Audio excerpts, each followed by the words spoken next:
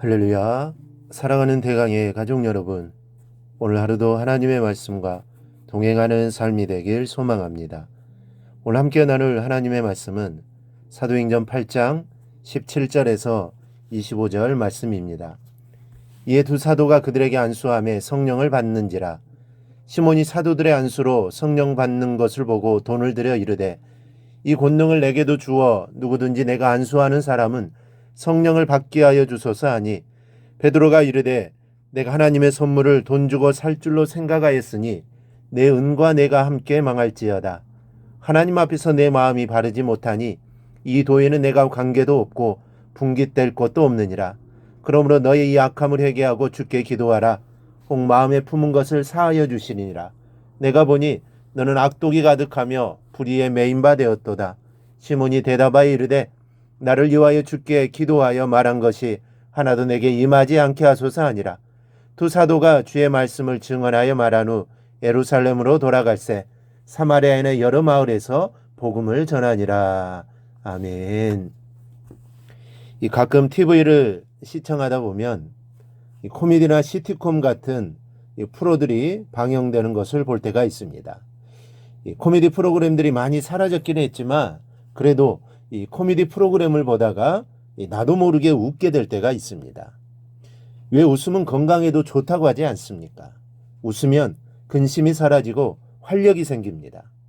요즘 웃을 일이 많이 없기는 하지만 그래도 가능하면 오늘 하루를 살면서 많이 웃으십시오. 여러분뿐만 아니라 주변에 있는 가족이나 이웃들에게까지 활력을 선물하게 될 것입니다. 그런데 웃음에도 나쁜 웃음이 있습니다. 말하자면 어처구니가 없어서 나오는 웃음, 비웃음, 이런 것들이 좋지 않은 웃음입니다.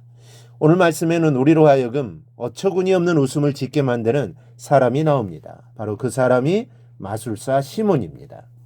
시몬은 두 가지 점에서 우리를 어처구니 없게 만듭니다. 첫째는 권능을 돈으로 사려고 한 점입니다. 시몬은 본래 마술로 사마리아 사람들을 현혹하던 자로 빌립이 행하던 표적을 보고 세례를 받고 빌립을 따라다니는 자였습니다. 그런데 그는 사도들이 안수로 말미암아 성령을 받은 사람들이 예언도 하고 방언도 하자 이 성령의 역사로 말미암아 일어나는 외적 현상을 보게 되었던 것 같습니다. 그에게 있어서 성령의 역사의 이러한 외적 현상은 처음 보는 놀라운 일이었던 것입니다. 그래서 그는 자신도 안수하면 누구나 이러한 성령을 받을 수 있도록 만들어 달라고 사도들에게 돈을 주며 부탁한 것입니다. 즉 그는 성령의 능력과 영적인 일도 얼마든지 돈으로 거래할 수 있는 것이라고 여긴 것입니다. 그래서 돈을 주고라도 사서 자신도 그런 능력으로 과거의 마술사 시절처럼 사람들의 존경을 받고 싶었던 것입니다. 그런데 여러분, 이런 일이 실제로 있었던 시절이 있습니다. 바로 중세의 암흑기 시기인데 종교개혁이 일어날 쯤이라고 생각하면 됩니다. 그때는 오늘날과 같은 프로테스탄트, 즉 개신교가 없었고 카톨릭 뿐이었는데 교권이 타락할 대로 타락해서 성직을 돈을 주고 샀습니다. 지역이 좋으면 비싸게, 그리고 요즘으로 치면 시골 같은 곳은 싸게 팔던 시절이 실제 있었습니다. 이런 얘기를 성직 매매라고 하는데 영어로는 사이몬이라고 합니다. 그렇다면 그 원조가 누군지 아십니까? 바로 오늘 본문에 등장해서 우리를 어처구니 없게 만들고 있는 이 시몬이라는 사람입니다. 성직 매매라는 뜻의 사이몬이라는 말은 바로 이 시몬이라는 이름에서 유래된 말입니다. 문제는 이 성직 매매가 과거의 일만이 아니라는 점입니다. 현대사회가 물질주로 흐르면서 또다시 제2의 성직 매매가 교회를 어지럽히고 있습니다. 그러나 옛날처럼 신부의 자리를 사고 파는 그런 매매는 아닙니다. 현대판 성직 매매는 성직을 사고 파는 것을 말하는 것이 아니라 하나님의 일에 돈을 앞세우는 현상을 말하는 것입니다. 오늘 시몬을 보십시오.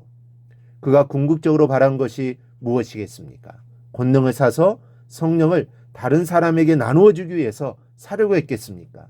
만약에 그러려고 생각했다면 그래도 다행입니다. 그러나 그렇지 않았습니다. 그걸 통해서 자신의 명예를 세우려고 한 것입니다. 그렇다면 진정한 의미에서의 성직 매매란 무엇입니까? 과거에 있었던 돈으로 성직을 사는 게 아닙니다. 하나님의 일에 돈을 앞세워 자신을 드러내는 행동입니다. 돈으로 모든 일을 하려고 하는 모습입니다. 그런데 이런 일이 있어서는 안 됩니다. 하나님의 일은 물질로 하는 것이 아닙니다. 하나님의 일은 하나님이 하십니다. 그러니 하나님의 방법으로 해야 합니다. 우리 교회는 절대로 시몬이 행했던 일들이 일어나서는 안 될 것입니다. 둘째는 회개하지 않는 모습입니다. 베드로가 잘못을 지적하면서 주께 기도하라라고 했을 때 시몬이 이렇게 말을 합니다. 나를 위하여 주께 기도하여 말한 것이 하나도 내게 임하지 않게 하소서. 그리고 자신은 손가락 하나 까딱하지 않았습니다. 흔히 성도 간에 기도 부탁을 하는 모습을 봅니다. 좋은 일입니다. 문제가 있을 때 서로 알려서 기도의 도움을 받아야 합니다. 그런데 기도 부탁은 하고 정작 자신은 기도하지 않는 사람들이 있습니다. 왜 그렇습니까? 시몬처럼 믿음이 거짓이기 때문입니다. 진실로 하나님을 믿는 사람이 자신의 문제를 하나님께 아뢰지 않을 리가 없기 때문입니다. 그러므로 믿음의 사람은 다른 사람에게 기도 부탁을 하고 자신도 열심히 기도합니다. 이러한 모습이 믿음의 모습입니다.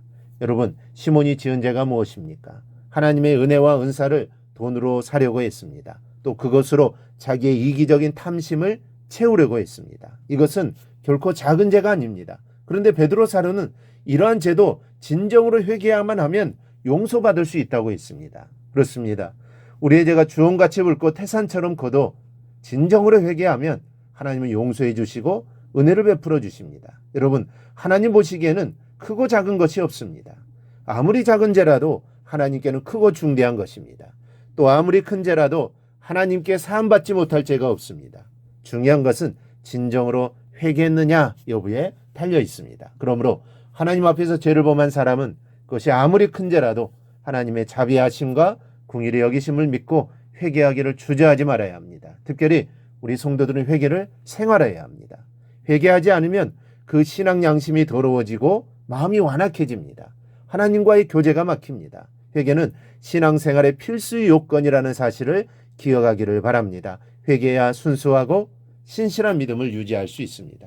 올바른 믿음을 소유하고 또 회개자라는 성도가 진실한 신앙의 길을 가는 성도라는 사실을 기억하고 회개를 생활하는 여러분이 되시기를 주님의 이름으로 축원합니다. 오늘 묵상한 말씀을 굳게 잡고 삶으로 실천하며 살아내는 대강의 모든 성도들이 되기를 축복합니다.